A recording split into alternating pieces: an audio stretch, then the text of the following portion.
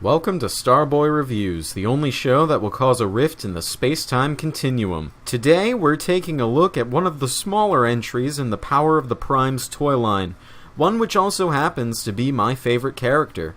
This is Power of the Primes Prime Master Vector Prime with Metalhawk decoy armor. Vector Prime came out in Wave 1 of the Prime Master assortment.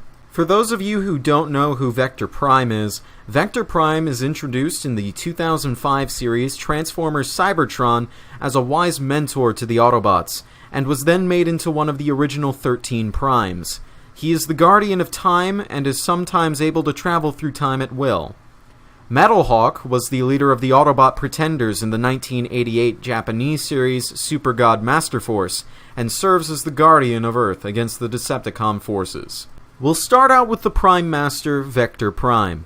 Vector Prime is a teeny tiny gray and blue metal man loosely modeled after Metalhawk's proper robot mode. All of the molded detail is really crisp, and his face is nicely picked out with silver paint. He's as posable as any Titan or Prime Master, with ball joints at the head and shoulders, and joined pin joints at the hips and knees. Crumpling him up turns Vector Prime into what TF Wiki describes as a spark mode, which features my personal favorite of the Prime Master symbols on its face.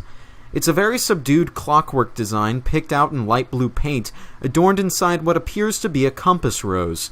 Out of the 3 Titan Masters I own, this one is my favorite. In Spark mode, Vector Prime can be placed inside any figure's Prime armor, usually enhancing whoever he powers up with the ability to manipulate time.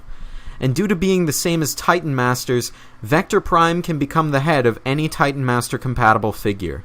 Going back into robot mode, Vector Prime slides into his decoy armor to become the Autobot Metalhawk.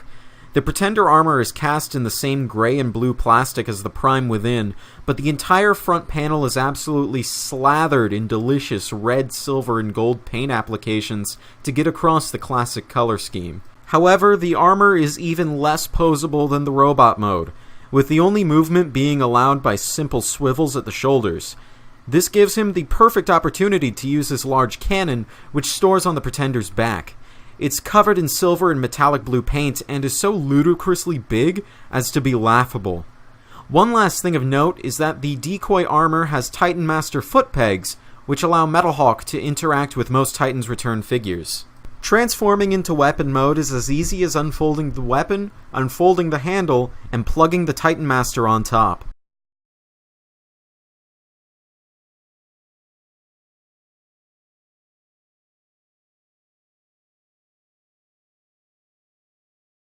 It's entirely as ridiculous as it looks, but it works as a weapon.